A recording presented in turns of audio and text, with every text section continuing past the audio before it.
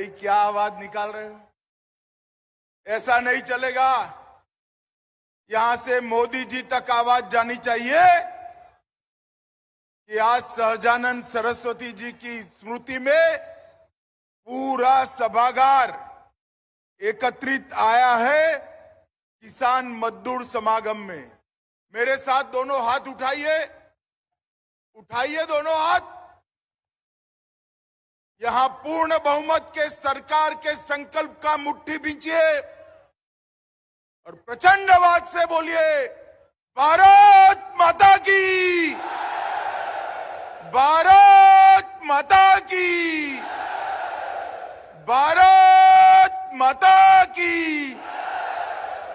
मंच पर उपस्थित हमारे प्रदेश अध्यक्ष डॉक्टर संजय जायसवाल जी, कार्यक्रम के संयोजक और सांसद श्री विवेक ठाकुर जी, श्री विनोद तावड़े, हमारे राष्ट्रीय महासचिव जी, श्री गिरिराज सिंह, केंद्रीय ग्रामीण विकास मंत्री श्री नित्यानंद राय जी, केंद्रीय गृह राज्य मंत्री जी, अश्विनी चौबे जी, केंद्रीय मंत्री जी, हमारे वरिष्ठ नेता और सांसद श्री सुशील मोदी जी, श्री राजकुमार चाहर जी, श्री रविशंकर प्रसाद जी, श्री रामकृपाल यादव जी, श्री हरीश द्विवेदी जी, हमारे दोनों सदन के नेता श्रीमान विजय सिन्हा जी, श्रीमान सम्राट चौधरी जी,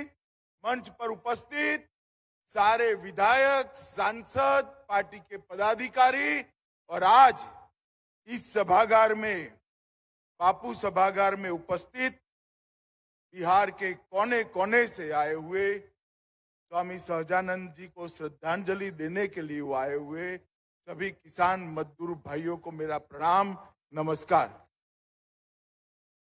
मित्रों, आज पाटलिपुत्र की ये महान भूमि पर जहां चंद्रगुप्त मौर्य और आचार्य चाणक्य ने भारत का पहला साम्राज्य बनाने का सफल प्रयास कर परिणित किया, वही जगह जहां से सम्राट चंद्रगुप्त और सम्राट समुद्रगुप्त ने अफगानिस्तान से लेकर लंका तक एक मुश्त भारत का साम्राज्य बनाया। वो मगध साम्राज्य की ऐतिहासिक राजधानी पाटलिपुत्र पर आप सभी को मैं प्रणाम करना चाहता हूं।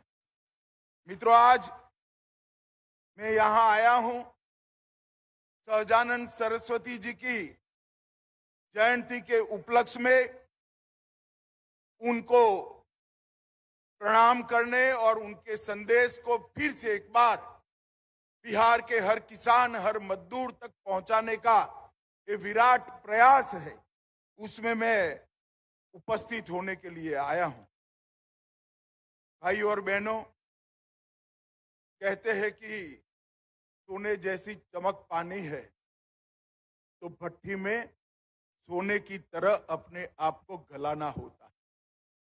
अगर ये उक्ति को किसी एक जीवन से जोड़कर देखना चाहिए तो वो स्वामी सहजानंद सरस्वती जी के जीवन के लिए बनी हुई। ये सन्यासी ने अंग्रेजों के साम्राज्य के खिलाफ संघर्ष किया। छोटे छोटे किसानों के नेता ने जमींदारी प्रथा का विरोध किया। इसके साथ साथ हर मजदूरों का नेतृत्व किया और जाति, धर्म, पंथ, संप्रदाय से ऊपर होकर सारे देश के किसानों को एकत्रित करने का काम स्वामी सहजानंद सरस्वती ने किया। बिहार को अपनी कर्मभूमि बनाकर अंग्रेजों के खिलाफ स्वातंत्र संग्राम का नेतृत्व किया और गरीबों को एकत्रित कर जमींदारी के खिलाफ, चाहे स्वजाति के जमींदार हो, उनके खिलाफ भी उन्होंने बड़ा आंदोलन कर एक जागरूकता लाने का प्रयास। मित्रों, सहजानंद सरस्वती जी के लिए बहुत सारे लोगों ने बहुत सारा कहा है, मगर बहुत कम लोगों को मालूम होगा कि सहजानंद सरस्वती और सुभाष बाबू दोनों अंतरंग रूप से जुड़े हुए थे, एक ही विचारधारा से जुड़े हुए। आदि शंकर के 10 नामी सन्यासी अखाड़े के दंडी सन्यासी होने के बावजूद आजादी के आंदोलन में उन्होंने मुखर कर हिस्सा लिया। जब जमींदारों द्वारा जबरन किसानों से कर वसूला जाता था, तब उन्होंने नारा दिया था, कैसे लोगे माल गुजारी, लठ हमारा जिंदाबाद, और जमींदारी के खिलाफ बहुत बड़ा आंदोलन किया। और स्वामी जी ने उस वक्त कहा था, जो अन्न वस्त्र उपजाएगा अब वो कानून बनाएगा, यह भारत वर्ष उसी का है, अब वही शासन चलाएगा। खेत में मजदूरी करने वाले किसान और मजदूर भाई को भारत की सभी प्रकार की व्यवस्थाओं में केंद्र बिंदु लाने का काम उन्होंने किया था। और उनके लिए रामधारी सिंह दिनकर ने एक बहुत अच्छी उक्तियां लिखी है। वह आया जैसे जल ऊपर आए फूल कमल का, वह आया भू पर आए जो सौरभ नवमंडल का, आया है जैसे सावन के आते मेघ गगन में, आया है जैसे आता कवि सन्यासी मधुबन में। ये श्रद्धांजलि बहुत ठीक तरीके से सोच समझकर रामधारी सिंह दिनकर ने सहजानंद स्वामी जी के लिए कही।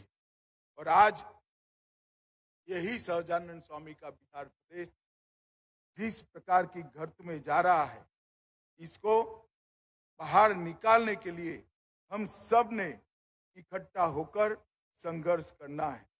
मित्रों, आज बिहार के अंदर जिनका पूरा जीवन जेपी से लेकर आज तक कांग्रेस का विरोध करते हुए गया, वो नीतीश बाबू केवल और केवल प्रधानमंत्री बनने के लोभ में सोनिया जी की शरण में जाकर बैठे। जिस नीतीश बाबू ने उस वक्त जनता पार्टी तोड़ी, क्यों? क्योंकि लालू जी की जातिवादी राजनीति और भ्रष्टाचार के खिलाफ लड़ाई लड़नी थी। वही नीतीश बाबू आज फिर से प्रधानमंत्री के मोह में आज लालू की गोद में जाकर बैठे। मैं नीतीश बाबू को पूछना चाहता हूं, नीतीश बाबू, हमारे प्रधानमंत्री जी कहते हैं कि बिहार के अंदर डेयरी की बहुत संभावनाएं है, बिहार के अंदर पानी है, बिहार के अंदर भूमि है, बिहार के अंदर मेहनतकश किसान है, बिहार में अगर ढंग से व्यवस्थापन किया जाए तो पूरे भारत में सबसे ज्यादा दूध उत्पादन करने वाला राज्य बिहार बन सकता। मगर आप मुझे बताइए, मोदी जी का ये विचार नीतीश जी कैसे करेंगे? क्योंकि पशु चाहिए दूध उत्पादन के लिए, और पशु रखोगे तो चारा चाहिए। अब चारा छोड़ने वाले लालू के साथ राज्य का मुख्यमंत्री बैठ गया, किसानों का कभी भला हो सकता है? भाई जरा जोर से बोलिए, हो सकता है? मित्रों, हमने तय करना पड़ेगा। देश भर के अंदर गेहूं की खरीदी एमएसपी से होती है, धान की खरीदी एमएसपी के होती है, बिहार के अंदर क्यों नहीं होती? क्योंकि सरकार उदासीन है, सरकार को किसानों की चिंता नहीं है। मैं आगे बताता हूं कि मोदी जी के समय में एमएसपी से धान और गेहूं खरीदने के लिए बजट को 3 गुना कर दिया गया, मगर यहां पर बजट जस का तस। आज बिहार नीतीश बाबू के सत्ता मोह में जंगल राज बन चुका है। पहले नीतीश बाबू के साथ मिलकर हम लड़ाई लड़े थे, और अब आज मैं बिहार की जनता का इस किसान समागम के माध्यम से आह्वान करने आया हूं कि अब नीतीश जी के खिलाफ जंगल राज को निकालने के लिए हमें लड़ाई करनी है और ये लालू नीतीश की सरकार को उखाड़ कर फेंक देना है। माताओं, भाइयों, बहनों, किसान भाइयों, मजदूर भाइयों, मैं आप सभी को कहना चाहता हूं, मुझे कुछ पत्रकार बताते हैं कि नीतीश जी का समझौता हुआ है कि लालू जी के बेटे को वो मुख्यमंत्री बनाए। क्यों बनाएंगे? वो तो बने हुए हैं। सीटें कम थी फिर भी भारतीय जनता पार्टी ने उनको मुख्यमंत्री बनाया, मगर उनको मुख्यमंत्री से संतोष नहीं है। हर 3 साल में उनको प्रधानमंत्री बनने का स्वप्न आता। अरे नीतीश बाबू, आपको जिसने स्वप्न दिखा दिया उन लोगों ने आपको गलत रास्ते पे ले गए। आपको मालूम नहीं, वहां तो जगह भरी पड़ी है। देश की जनता 24 में फिर से एक बार नरेंद्र मोदी जी को प्रधानमंत्री बनाने जा रही। और अब आपने जब वादा कर ही दिया है कि लालू जी के बेटे को आप मुख्यमंत्री बनाएंगे, तो भला तिथि बता दो बिहार वाले को। भैया किसान भाइयों, बताओ, बतानी चाहिए या नहीं तिथि? जरा जोर से बोलो, बतानी चाहिए नहीं? मगर नहीं बताएंगे क्योंकि उनको भी मालूम है कि नहीं बनना है, बाद में लालू जी के साथ भी धोखा करना है। भाइयों और बहनों,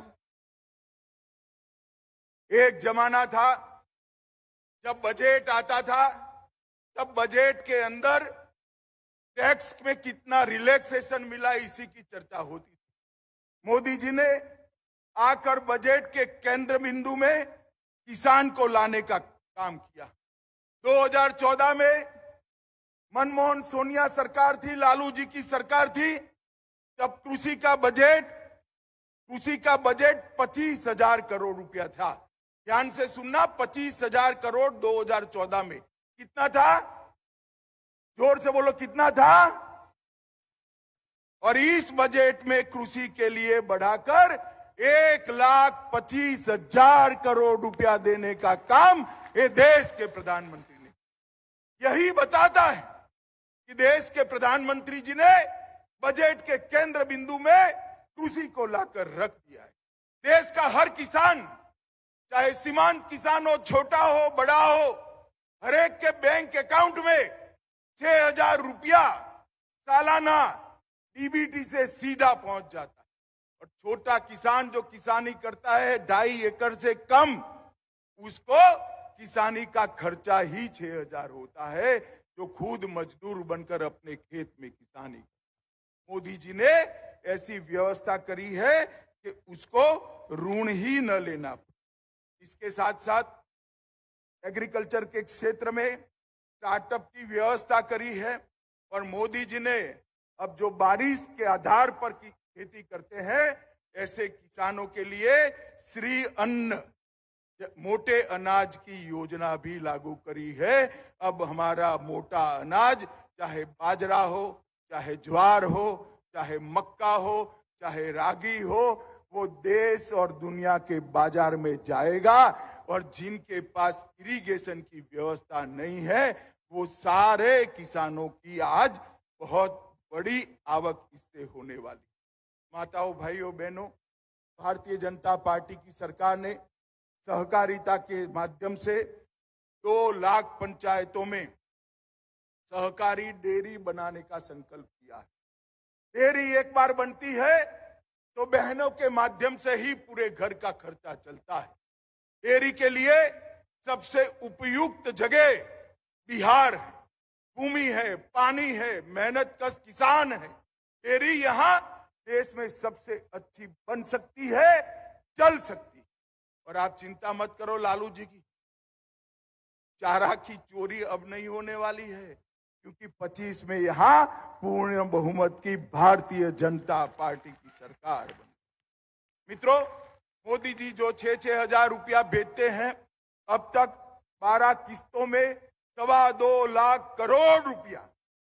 मैं फिर से एक बार अमाउंट बताना चाहूंगा, 2.25 लाख करोड़ रुपया किसानों के बैंक अकाउंट में पहुंचाने का काम नरेंद्र मोदी जी ने कर दिया है और इसके माध्यम से ढेर सारे किसानों ने अपने जीवन के अंदर एक समाज परिवर्तन